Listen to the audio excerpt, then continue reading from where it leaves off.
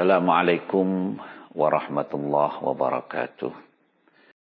Hamdan salatan wassalaman amma ba'du. Anak-anakku semuanya,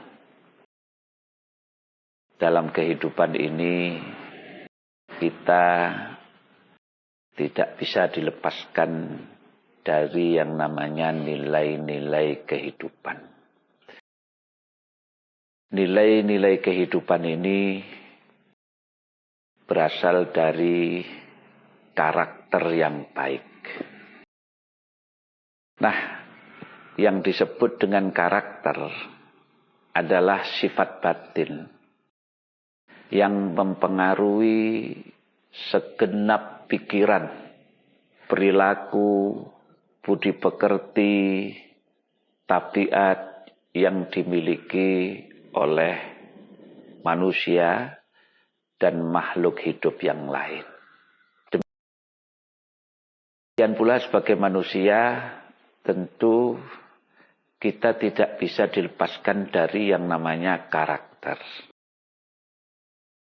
Ada satu ungkapan yang cukup menarik yang perlu mendapat perhatian kita.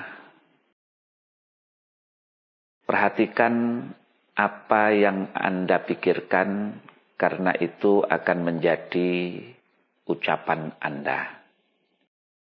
Perhatikan apa yang Anda ucapkan, karena itu akan menjadi perbuatan Anda. Perhatikan perbuatan Anda, karena itu akan menjadi kebiasaan Anda. Perhatikan kebiasaan Anda, karena itu akan menjadi karakter Anda. Dan perhatikan karakter Anda, karena itu akan menjadi nasib Anda. Di dalam Al-Quran, sebagai umat Islam, kita belajar banyak sekali nilai-nilai. Setelah dipelajari, ternyata ada 100 lebih nilai-nilai yang terdapat di dalam Al-Quran, kitab suci umat Islam. Dan di antara 100 lebih nilai itu, pesantren Tebu Ireng mengambil 5 nilai dasar yang wajib diikuti, wajib dimiliki oleh segenap sivitas akademika yang ada di pesantren Tebu Ireng. Mulai dari kiai, para asatidz, para santri, karyawan, guru, dan semuanya. 5 nilai dasar yang wajib tersebut, yang pertama adalah ikhlas. Yang dimaksud dengan ikhlas itu apa? Ikhlas ini adalah mengerjakan sesuatu tanpa pamrih.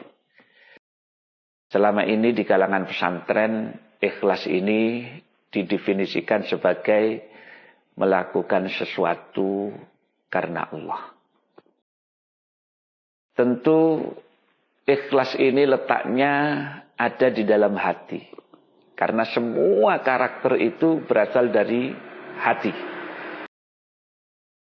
Sehingga tidak ada satupun orang yang tahu apakah seseorang itu memiliki hati yang ikhlas atau yang tidak. Yang tahu apakah seseorang ikhlas atau tidak itu adalah dirinya sendiri dan Allah Subhanahu wa ta'ala. Contoh di antara perbuatan yang menunjukkan keikhlasan, kalau bagi santri misalnya, ketika mendengar suara adzan, maka tanpa diperintah oleh siapapun, santri tersebut segera berdiri menghentikan aktivitasnya, kemudian mengambil air wudhu dan siap-siap mengikuti sholat berjamaah. Jadi kita tidak tahu hati seseorang itu ikhlas atau tidak, tapi kita bisa melihat apa yang tampak. Termasuk di antara ikhlas itu adalah kita melakukan sesuatu walaupun itu sebenarnya bukan tanggung jawab kita. Contoh, ketika kita sedang berjalan, kemudian kita melihat ada sampah yang mungkin tercecer. Banyak orang yang mungkin merasa ini bukan urusan saya. Tetapi bagi seseorang yang ikhlas, maka dengan segera begitu melihat sesuatu yang tidak pada tempatnya, dia pungut sampah itu, kemudian dia buang di tempatnya. Ini juga merupakan salah satu bentuk keikhlasan. Dan ikhlas ini menjadi sifat dasar. Kalau baginda Nabi di hadis Arba'in An-Nawawi, hadis pertama, beliau bersabda, innamal a'malu binniyat. Sesungguhnya sahnya satu amal itu karena niatnya. Maka ikhlas ini menjadi pokok dari segala amal perbuatan manusia. Karena dari keikhlasan ini nanti akan melahirkan sifat-sifat, melahirkan nilai-nilai yang lain, yang tentu ketika seseorang ini sudah mempunyai keikhlasan, maka lahirlah kejujuran, lahirlah tanggung jawab, lahirlah toleran, lahirlah sabar, lahirlah adil, lahir sifat-sifat yang lain, dermawan dan sebagainya.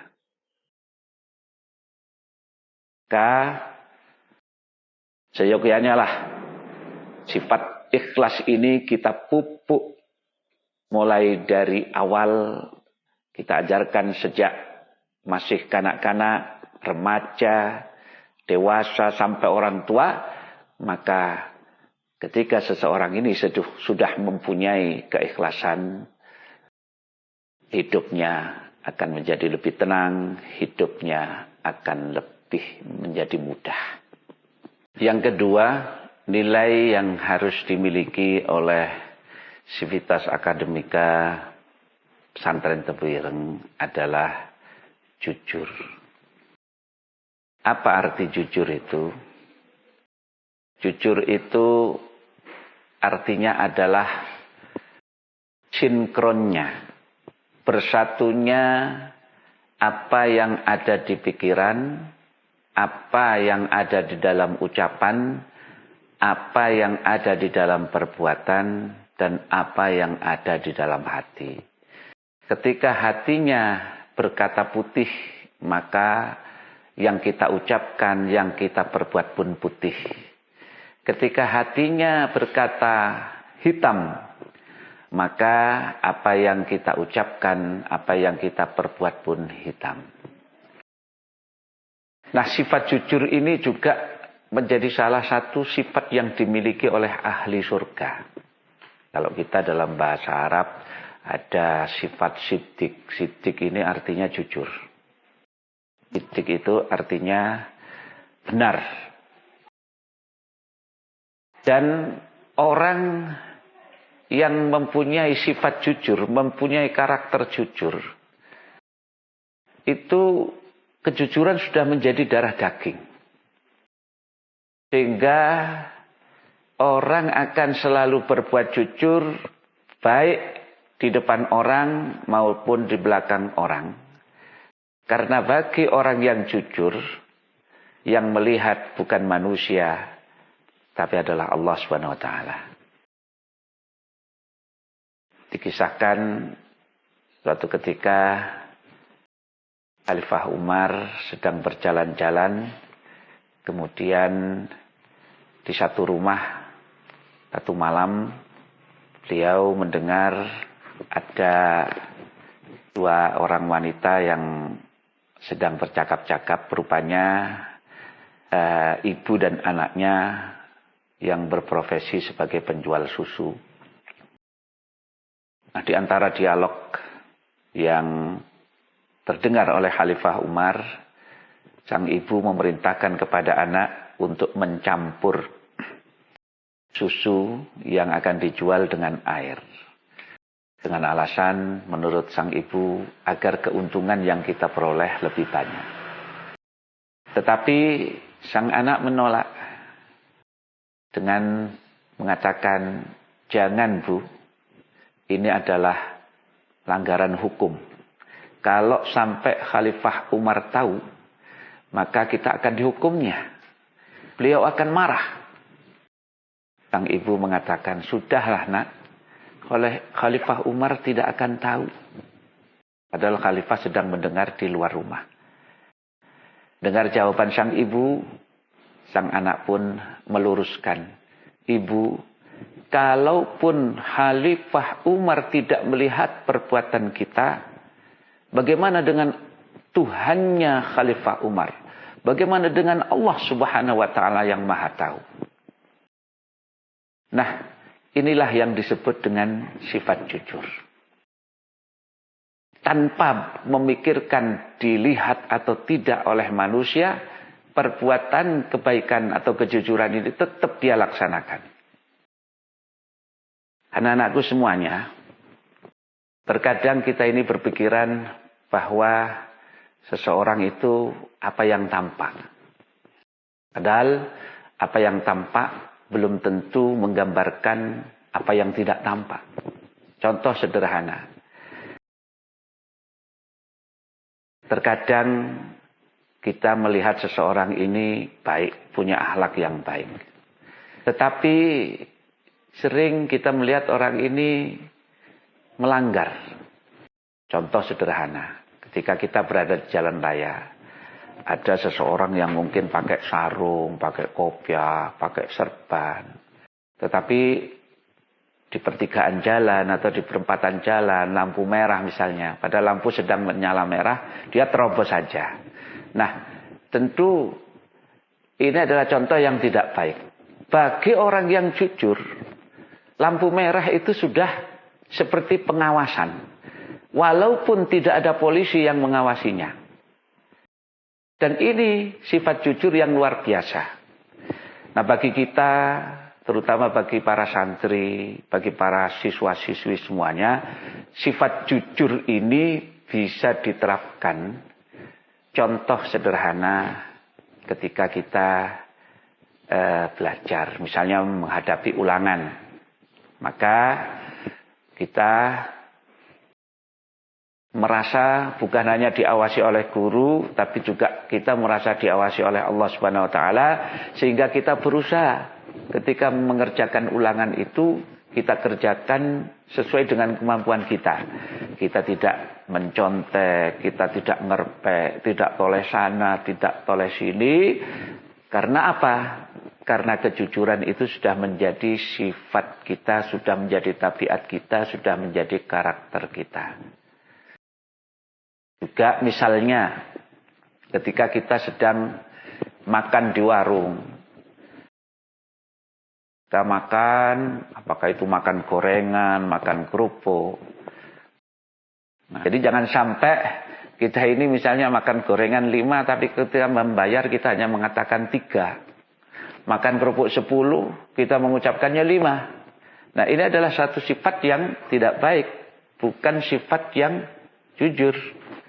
Nah, jadi ini penting bagi kita semuanya. Kenapa?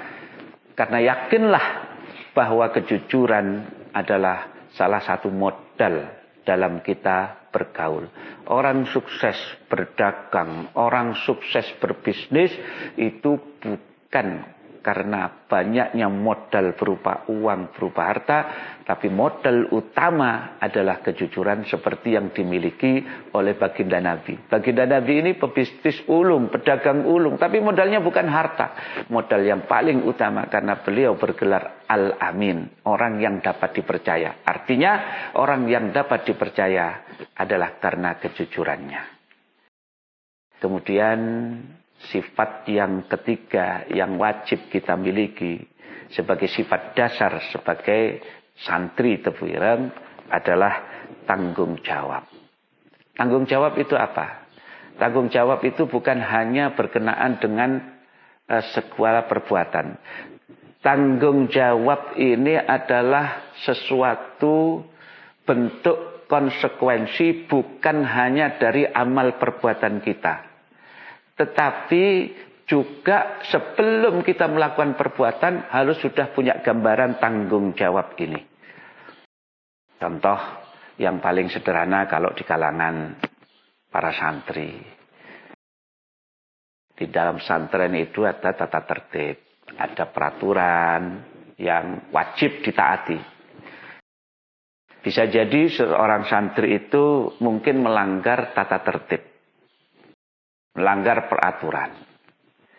Maka sebagai bentuk tanggung jawab, ya harus mau menerima konsekuensinya, mau menerima sanksi, mau menerima takzir kalau di kalangan pesantren. Ya. Misalnya seseorang santri itu ketahuan merokok. Merokok adalah satu pelanggaran kalau di pesantren Tebu Ireng. Maka ketika dia ketahuan merokok, nah di situ ada pasal-pasal, ada bentuk takziran dan sebagainya, maka dia harus mau bertanggung jawab. Jangan sampai kita ini kemudian sifat tanggung jawab ini kita hilangkan dalam kehidupan kita. Karena kita tidak bisa dipisahkan dari yang namanya tanggung jawab. Siapapun, mulai dari pemimpin, termasuk rakyat, termasuk guru, termasuk para santri, semuanya ini harus mau mempertanggungjawabkan semua perbuatannya. Kalau perbuatannya baik, ya insya Allah menjadi tanggung jawab yang baik. Tetapi kalau perbuatannya mungkin tidak baik, maka dia harus mau mempertanggungjawabkan perbuatannya sesuai dengan yang berlaku. Karena kita semuanya akan mempertanggungjawabkan perbuatan kita di hadapan Allah Subhanahu wa taala. Anak-anakku semuanya, nilai berikutnya yang harus kita miliki dalam kehidupan ini adalah kerja keras. Kerja keras adalah sesuatu yang sangat baik dan dianjurkan dalam Islam. Bahkan suatu ketika baginda Nabi itu bertemu dengan seorang tua yang sedang bekerja, sedang memecah-mecah kayu, ya, sedang memecah kayu. Dan melihat hal itu, baginda Nabi mencium tangan orang tua tersebut. Sambil beliau mengatakan, inilah tangan yang tidak akan tersentuh api neraka. Artinya, orang yang bekerja keras sangat dicintai oleh baginda Nabi. Tidak ada satupun orang yang sukses tanpa kerja keras. Tidak ada kesuksesan datang begitu saja. Harus diiringi kerja keras. Karena yang bisa merubah seseorang itu hanya Allah dan dirinya sendiri. Innallaha la yughayyiru ma biqaumin hatta yughayyiru ma bi anfusihim. Sesungguhnya Allah tidak akan merubah nasib seseorang sehingga orang tersebut mau merubah dirinya sendiri.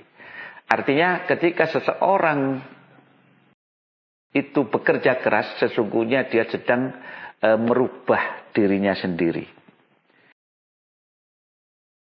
Nah, bagi seorang santri, kerja keras ini bisa diwujudkan dalam bentuk belajar bersungguh-sungguh. Ulama-ulama zaman dahulu mencapai kesuksesan itu tidak dengan berleha-leha.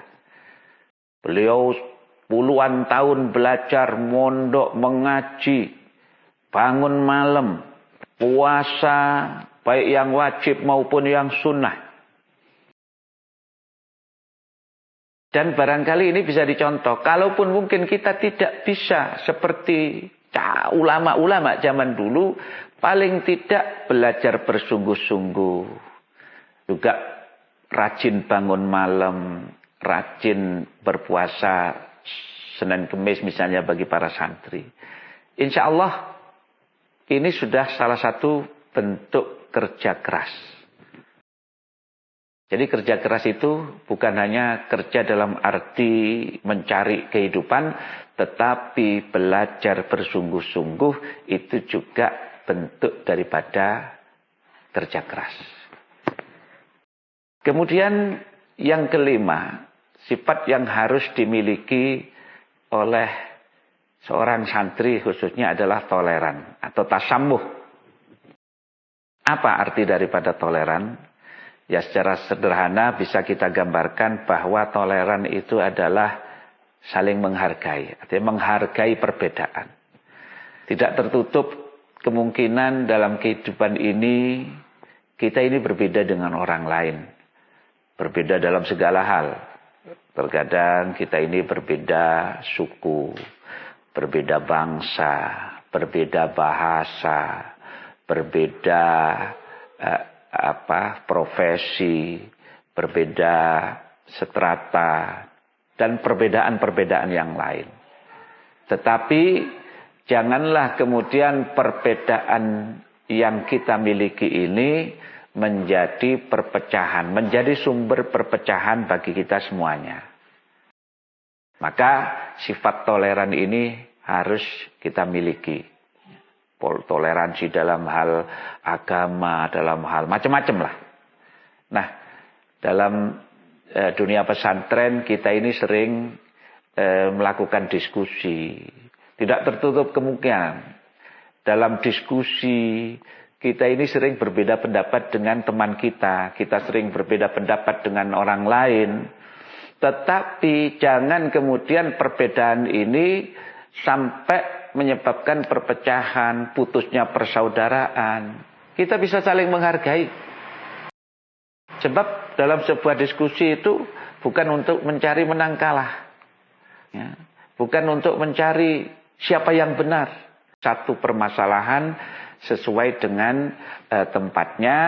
Kalaupun mungkin orang lain yang mungkin berbeda dengan kita bisa menghargai kita, demikian pula sebaliknya kita juga bisa menghargai pendapat orang lain. Ini contoh menerapkan sifat atau nilai toleran dalam kehidupan kita sehari-hari. 5 sifat dasar ini yaitu ikhlas, jujur, tanggung jawab, kerja keras, dan toleransi. Kalau kita mampu menerapkan kelima ini dalam kehidupan sehari-hari, walaupun kita tidak mampu menerapkan nilai yang lain 100 lebih, insya Allah 5 nilai ini sudah cukup mengantarkan kita menjadi orang yang hebat. Perlu kita ketahui bahwa ke depan bukan hanya ilmu pengetahuan yang menentukan, tetapi yang menentukan kehidupan kita adalah nilai-nilai yang kita miliki, karakter yang kita miliki. Satu contoh sebagai penutup dari materi ini, suatu ketika sebuah perusahaan membuka lowongan pekerjaan. Maka kebetulan perusahaan ini perusahaan yang terkenal. Maka ribuan pelamar dari yang S1, S2 karena syaratnya IP-nya harus di atas 3. Mereka berbondong-bondong melamar. Maka pada waktu yang telah ditentukan satu persatu calon karyawan ini dites. Rupanya tesnya bukan tes tulis, bukan tes wawancara, tapi semacam trapping Tesnya ini adalah semacam jebakan. Jadi sudah setting sebuah kantor yang sedemikian rupa sehingga untuk menguji sampai di mana karakter karyawan itu. Ketika ada karyawan yang mungkin melihat di halaman depan kantor itu melihat sampah berserakan, dia biarkan. Kemudian melewati sebuah ruangan yang lampunya sedang menyala padahal suasana terang benderang, tidak dia matikan. Kemudian melewati toilet atau kamar mandi yang airnya mancur terus, tetapi padahal sudah penuh, dia tidak matikan. Maka ketika sampai di ruang penguji atau yang mewawancarai, maka diucapkan terima kasih sudah mengikuti tes ini. Tetapi ketika ada calon pelamar yang ketika dia masuk halaman melihat sampah berserakan, kemudian dia ambil sampah itu, kita dibuang di tempatnya. Ketika melewati ruangan yang terang benderang tapi lampu menyala sebagai bentuk tanggung jawab, maka dia matikan lampu tersebut. Ketika melewati toilet atau kamar mandi yang airnya terus mancur padahal sudah penuh, maka ketika pelamar ini masuk ke ruangan penguji, pertanyaannya adalah, mulai kapan Anda bisa bekerja? Anak-anakku semuanya, maka jangan lupa bahwa karakter inilah yang akan menentukan kehidupan kita. Maka di awal tadi saya buka mulai dari pikiran sampai ucapan, sampai perbuatan, kebiasaan, akhirnya menjadi karakter, dan karakter ini akan menjadi nasib. Artinya nasib Anda ditentukan oleh karakter Anda, ditentukan oleh nilai-nilai kehidupan yang Anda miliki.